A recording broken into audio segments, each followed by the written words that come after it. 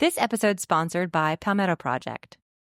40 years ago, South Carolina leaders championed the idea that every social and economic challenge in our state could be solved through innovation. They believed in the power of new ideas to fulfill the promise of our home. Since 1984, the Palmetto Project has listened to and partnered with community leaders and members to transform our state through 330 public-private partnerships.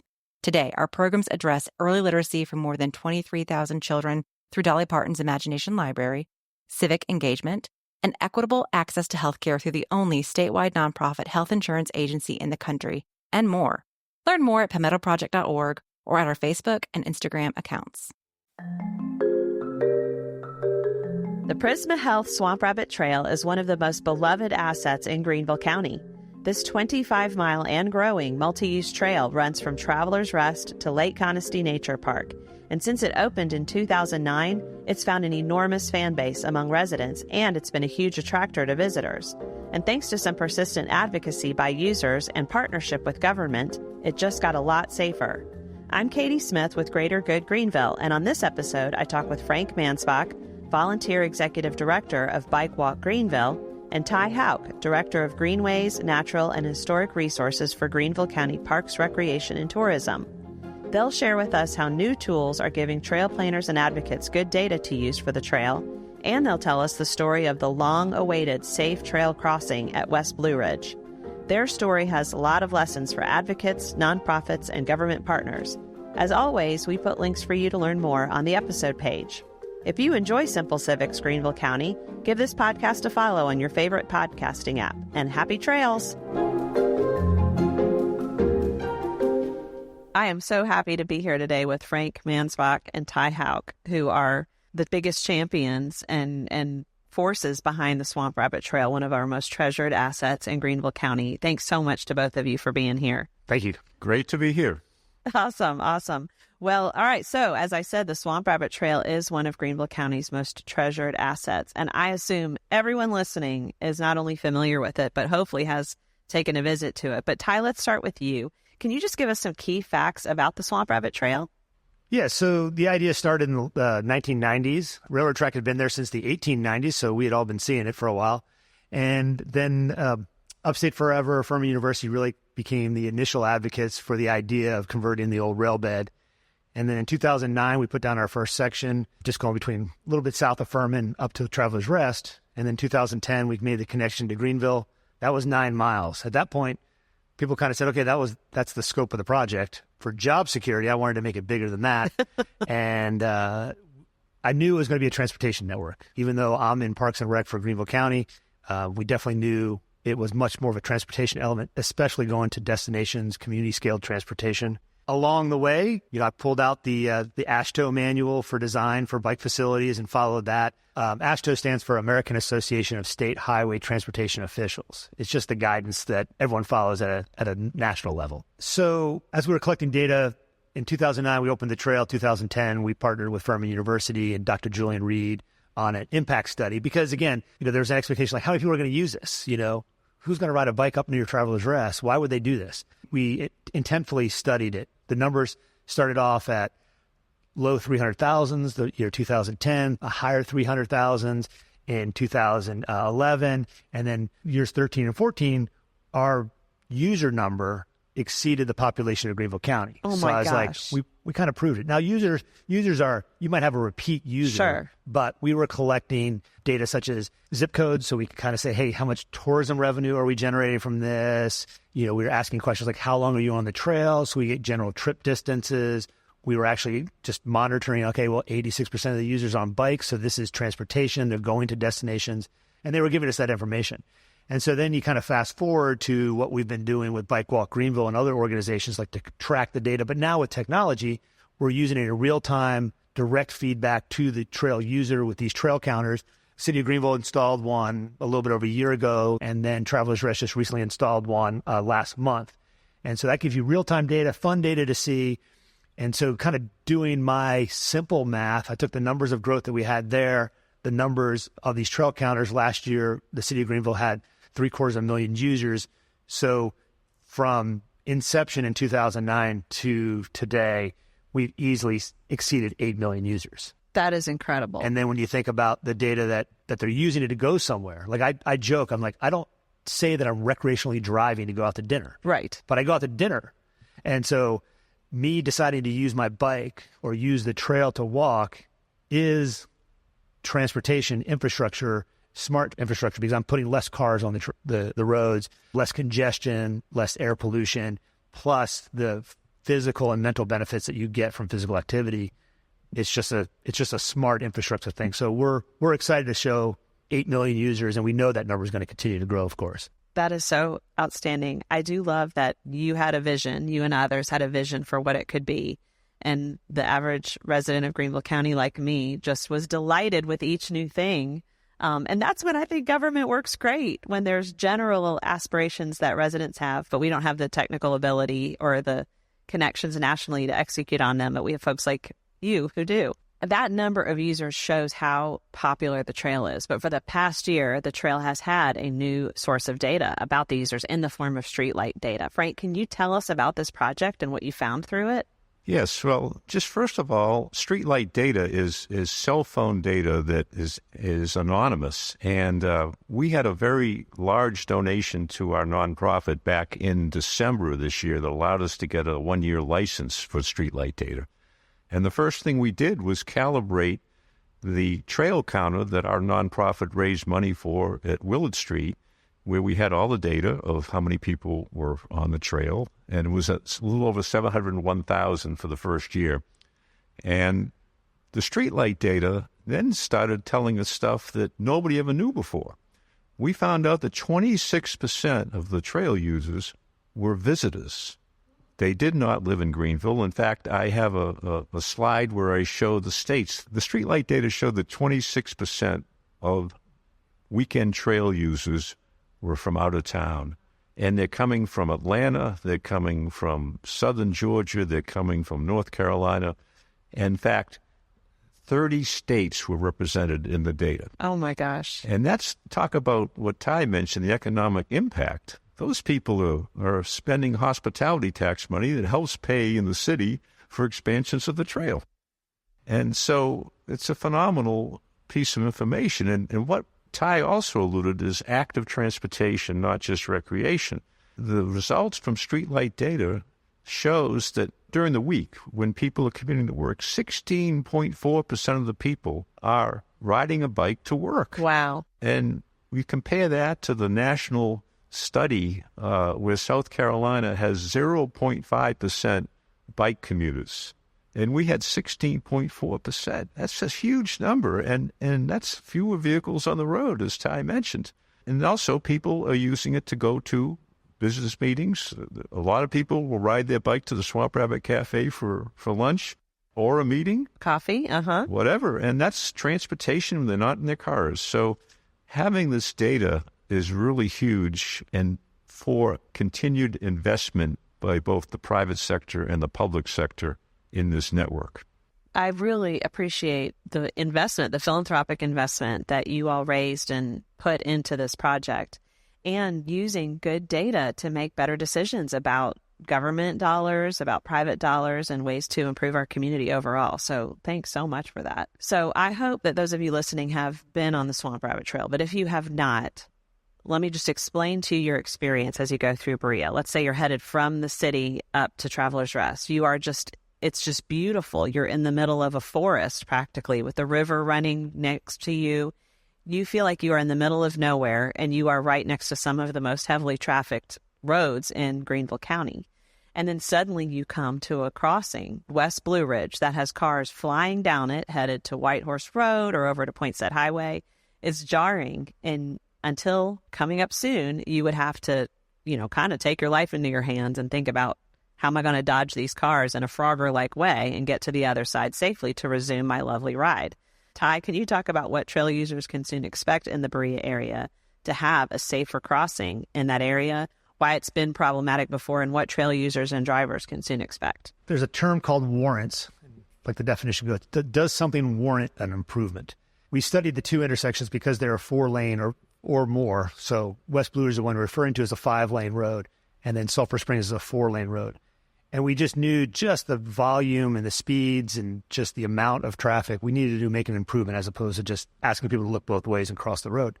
So we did a traffic study with Gay Sprague back in the day, and the data showed that it warranted the installation of a traffic light at both intersections.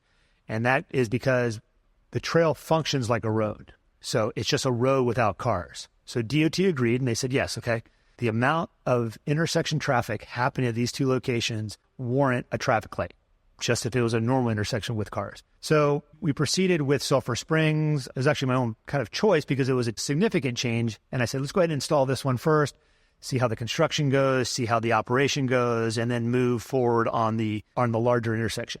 Because also at the same time, there's a box culvert underneath 253. And obviously, it's called grade separate. If you can separate trail users from having to cross a road, they're always going to be safer. So we spent a little bit of time, not a lot, but we spent a little bit of time looking at that box culvert and quickly just realized the hydrology of the Reedy River was just going to make it very problematic. So we walked away from that and kept on trying to explore different options. Looked at a bridge way back then. At the time, there wasn't the appetite for the cost of it, which is, I never want to use that as an excuse. I'm just saying the reality of getting the momentum back then, when the data was still kind of young, we were just kind of encouraged to look at different things. But eventually we came to a point, it's like, okay, this look both ways and cross at 253 was creating a lot of problems, primarily because what I call Southern hospitality. A car would see someone not in the roadway at all, just on the sidewalk, on the edge of the trail, and be like, oh, I want to be polite, and I'll stop for the trail user to go. But you're still dealing with 3 other lanes of traffic. The major problem that they were having was that cars would stop unexpectedly, and the cars behind them weren't paying attention. So there's a lot of rear-end accidents. And again, going back to the warrants with SCDOT is if those happen at any intersections, those are classified as accidents, of course. And then they kind of say, hey, we have a design issue here that is problematic. Going forward with that, we were like, okay, it's time. Well, let's go ahead. The traffic light is working at Sulphur Springs. It's an improvement. And then let's go ahead and install the one at West Blue Ridge. And at that time, there was just belief that the impact was going to have a noticeably adverse effect on the flow of traffic for vehicles. And that constituents were vocal enough that I was told to pause moving forward on putting it out to bid for the traffic light. We have worked through that process now, and it's a statement to the advocacies, the awareness of the Swamp Rabbit is, the popularity, the large audience connections it has. And so DOT should this week, or if not next week, be activating a traffic light, which again is not the preferred final solution.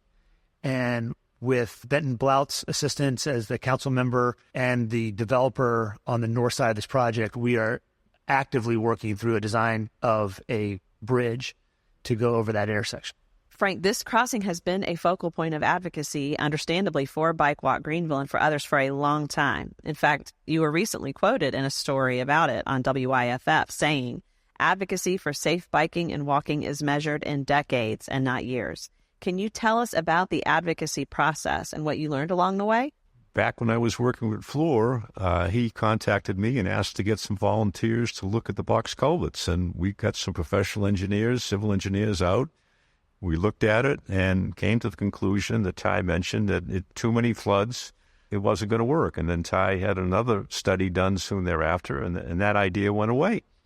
And that was in 2015. The first light came in at Sulphur Springs at September 2018. And then I posted on Facebook a picture of tire tracks through the middle of the median with a person standing there in these skid marks. And I posted that in the end of 2019 saying that we understand there's going to finally be a signal here in 2020. And that was the data that Greenville Rec had given us at the time. 2020 came, and there was no signal. I was told personally by the former chairman of county council that he firmly believed that people driving cars had precedence over anybody recreating on the Swamp Rabbit Trail. He said they were doing important business, and he did not believe they should be stopped. And that belief stymied the project for a number of years, and it did not change until the primary election in June of 2022, when Benton Blount, who campaigned on a theme of building the bridge over the 253, defeated the incumbent. And what happened next is our advocacy group strategized, and Dr. John McBurney, who's the vice chair of our board, wrote a editorial the Post and Courier published that just named the facts and used the data we had of how many people crossed this trail and how long it's taken, and the fact that we had blockage politically, and now's the time to act. And amazingly, that was published in July, and we forwarded to the top safety official at SCDOT in Columbia that we had networked with. And within days, the District 4 engineers were on site starting the design work that is coming to fruition with the light becoming operational in the next few days.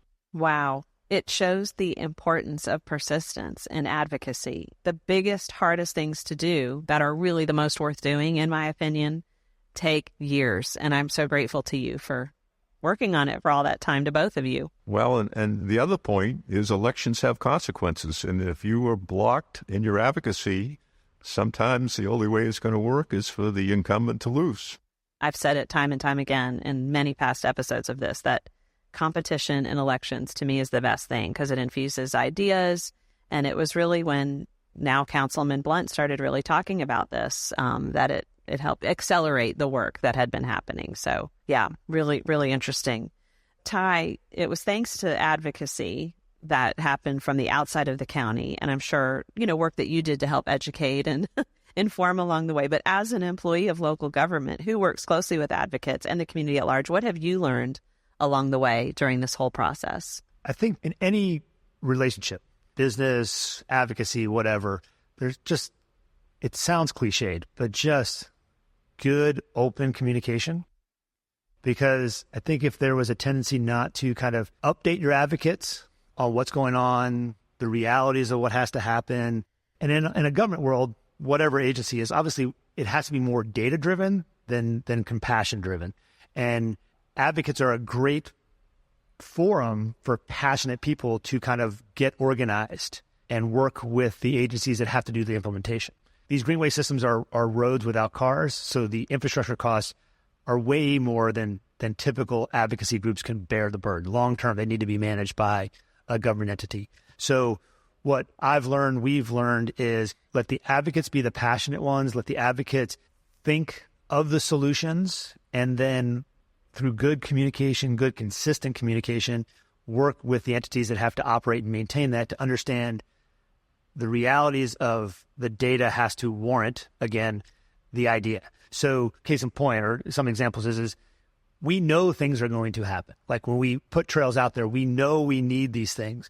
But from a government standpoint, we have to have the data to prove that it's warranted. So there's a natural, unfortunate sometimes, but there's a natural delay in implementing what we know is right because we need the data to show that at that specific location, here is a functional solution.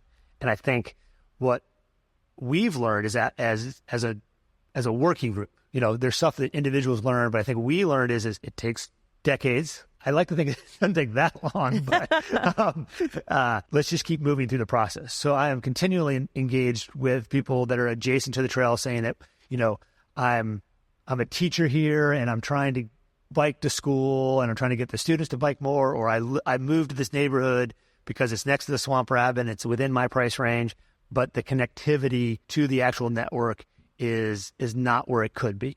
And the fact that we now have very strong advocacy groups like Bike Walk Greenville, it gives the tool that I've learned to use is I hear you, engage with this group. Otherwise, I'm dealing with a bunch of individuals with a bunch of different ideas. And I think collectively we realize we understand the design realities. We understand the impact of large advocacy groups that are willing to work in. If you just are aggravated advocates, they're difficult to work with. If you're willing to be engaged, I think we've learned and we've seen, not only learned, but we've seen the impact of that approach. That is a great point. I think there's a lot of times there's concerned citizens that are excited or angry about something, and they don't exactly know what to ask for specifically and when to ask it and of whom to ask it. And when you can have a point person or party, like you have been, Frank, and Bike Walk Greenville, it helps everyone channel their interests and energies at the right time and in the right way. That's a really great point. Yeah, and if I could just add, so even back before the trail was in existence, if it wasn't for Upstate Forever's legacy and pedigree, this would have been even a harder sell, because we didn't have a greenway system like this in South Carolina. This was even before the Beltline project was kind of even being talked about in Atlanta. So if Upstate Forever and their legacy and their expertise and their credibility wasn't already established, they would have had the same problem as a few people asking for something, but not enough of the right voices willing to listen. Great point. One other thing that comes to mind in this is the idea of narrative. And I think you've done such a great job, not only with data, but kind of the story behind it. You know, to your point about the councilman who wanted to give cars precedent with the thought that the people in those cars are going more important places than the people on the trail. You've documented that, no, people on the trail are going important places too. And also, why should we assume that everyone in the car is going somewhere important? I can tell you I have a teenager who goes to Cookout an unbelievable number of times. He's taken up space on the road. Why should he get precedent over someone riding their bike to work? And then I think just the economic driver that the trail is just really helped shift the conversation tremendously with the data and the narrative. The phrase is always private investment follows public investment. And so this simple trail, but with these amazing amount of user numbers, has gotten properties that no one had been touching for decades. New people are looking at. Just north of 253 is the On the Trail project, which is a super fun project. I mean, who wants to take on a super fun project? But because of the trail, the EPA was like, we're going to put this into a fast track category because we realize people don't want to touch super fun projects. And as an industrial site, it was obviously close to a lot of population. And EPA realized that if we fast track this, and the reason we can justify fast tracking it is because of the trail. If the trail wasn't there, this project wouldn't have moved at the speed that it did. It wouldn't be looking at it, an investor that's filling in space. So infill is a very important thing, not only just for general congestion, but also for functionality of the trail. So you take these spaces and adjacent spaces that were just vacant, and you're activating them. There's Mount Calvary Baptist Church, closer to Swamp Rabbit Cafe and Grocery, had a wasteland of busted up concrete. And now Riverside Apartments are there now. And these people are like, we're living in kind of multifamily residential units with a bike room provided by the apartment complex. And they're like, well, it's a lot easier to get around by bike from there to downtown. And those developers say we look in communities for boutique locations or something that community is focused around. And they're like, we absolutely would not be redeveloping in this area if it wasn't for the trail. Let me add to that. The Swamp Rabbit Cafe and Grocery was founded in 2011, soon after the trail came. And as most people know, it's been a phenomenal success. And the development that it has spawned on Hampton Avenue is incredible. The Riverside Apartments would not exist, in my mind, had the Swamp Rabbit Cafe not been so successful. And then as you go further down with Hampton Station and the water tower development that's under construction, you've taken a very poor and vacant area, and it's now taxable, vibrant community where people want to live because they're right on the trail. It's an incredible success story, and kudos to the Swamp Rabbit Cafe duo. They've done amazing work. They really have. Yeah. Well, Frank, Ty, I'm so grateful for all that you do to make many things in Greenville County great with new modes of transportation and recreation, but especially for the Swamp Rabbit Trail and for making it safer for users. Thank you, Katie. Thank you. Simple Civics Greenville County is a project of Greater Good Greenville. Greater Good Greenville was catalyzed by the merger of the Nonprofit Alliance and the Greenville Partnership for Philanthropy. You can learn more on our website at greatergoodgreenville.org. This is a production of the Greenville Podcast Company.